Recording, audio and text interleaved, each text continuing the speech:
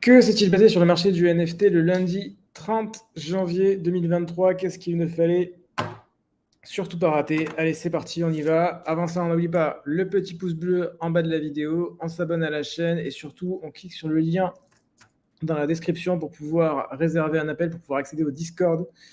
Le Discord a rouvert de la très grosse cam. Si vous voulez gagner de l'argent avec les NFT, vous cliquez sur le lien, on vous appelle du très très lourd.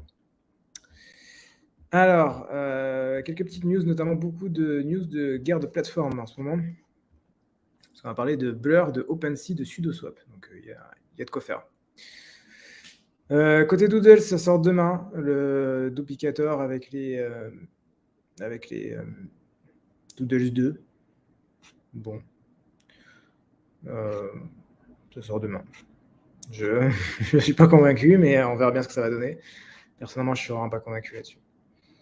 Mais bon, sait-on jamais. Peut-être que j'ai tort, mais je ne suis clairement pas convaincu. Ensuite, on a Azuki. Azuki qui a sorti un nouveau truc avec Taro. Alors, je ne sais plus trop ce que c'est. Taro The Azuki Curator.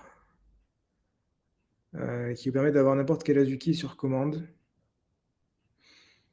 Ouais, je n'ai pas trop compris. J'ai l'impression que c'est juste un... Oui, en fait, c'est juste des commandes sur Discord. Pour ceux qui ne savent pas, Azuki veut dire haricot en japonais, d'où les petites beans. Et taro, c'est une plante qui est fortement consommée en Asie. C'est vraiment très bon d'ailleurs au passage.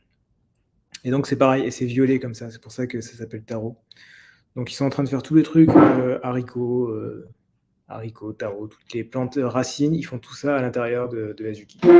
C'est leur petit délire. Voilà. Bon, dans l'idée, ils ont juste fait un bot au final. C'est rien d'exceptionnel.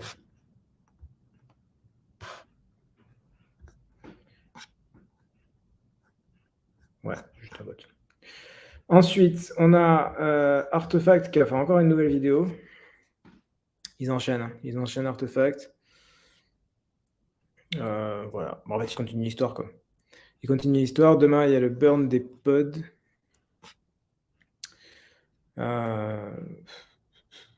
Les vidéos sont bien, hein, c'est toujours pareil. Hein, tout est très bien, c'est très joli, ça donne envie. Mais ça bouge pas. Hein. Je crois pas que ça ait bougé. Hein. Je crois que hier, on était à 5.4 et aujourd'hui, on est à, j'imagine, 5.4. Hein. On est pire, je crois. 5,25. Ouais, ils vont avoir du mal à remonter la pente. Hein. Quoi qu'il se passe, ils ont beau sortir ce qu'ils veulent.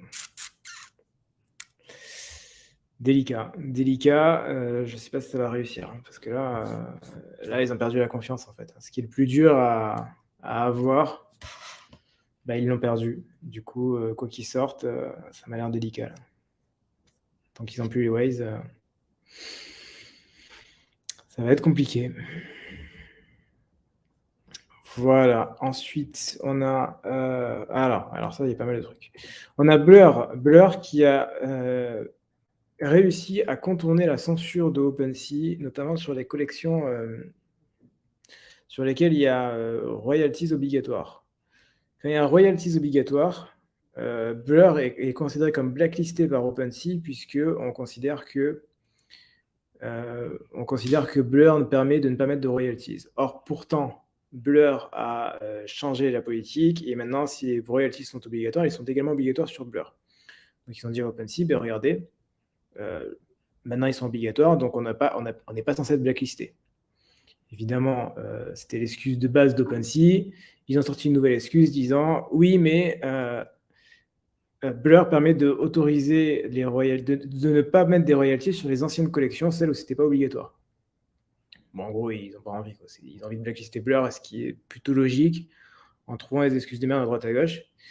Au final, Blur a réussi, via un modèle de contrat, à changer le modèle et à pouvoir autoriser absolument toutes les collections. On peut le voir notamment, par exemple, sur Captains, qui est une collection où il y a les royalties obligatoires. Eh bien, on voit au final que maintenant, voilà, permissioned. On voit que maintenant c'est autorisé et qu'il y a bien des listings qui sont sur Blur. alors que c'était une collection et qui n'était pas autorisée à la base sur Blur et uniquement sur OpenSea. Donc c'est bien le cas. Blur a réussi à contourner ça. Donc ils ont dit qu'ils ont réussi à contourner ça via contrat et que donc du coup, côté OpenSea, bon, c'est un peu long, mais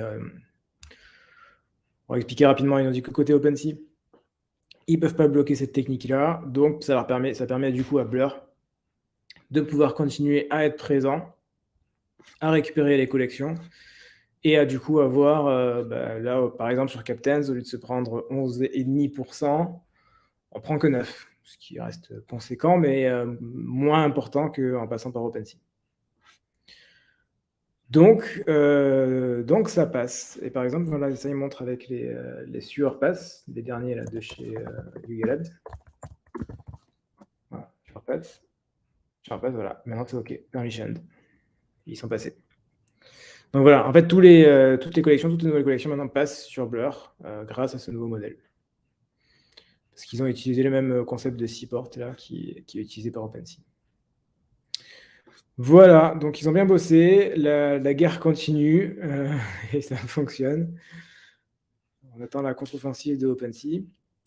Et en parlant de OpenSea qui veulent passer pour les gentils, ils ont arrêté, alors c'est tout récent, hein, c'est Ricefarmer qui dit ça, ils ont arrêté de rembourser les frais de gaz sur les transactions reverted.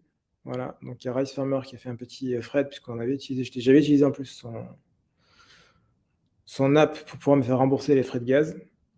Et donc il te dit que voilà, maintenant si vous faites une demande, voilà, OpenSea vous répond que non, ça c'était l'ancienne, ça c'était OK.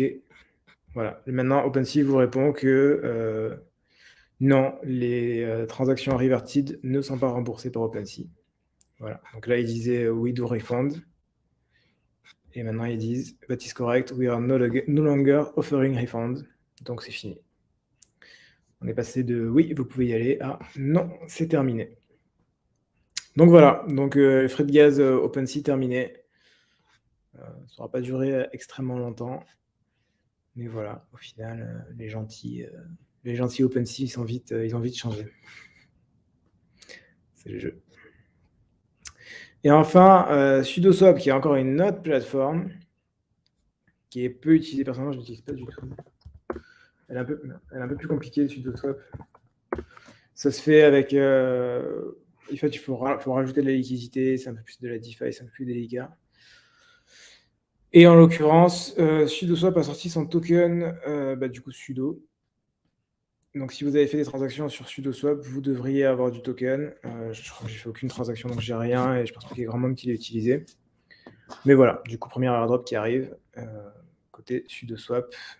Et l'airdrop de Blur arrive le 14 février pour la Saint-Valentin. Comme ça, vous avez de quoi faire un superbe dîner avec le airdrop de Blur. Voilà pour les news du jour.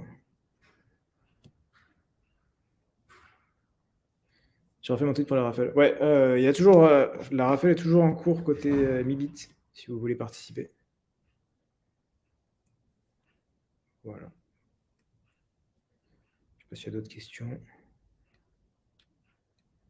Non. Bon.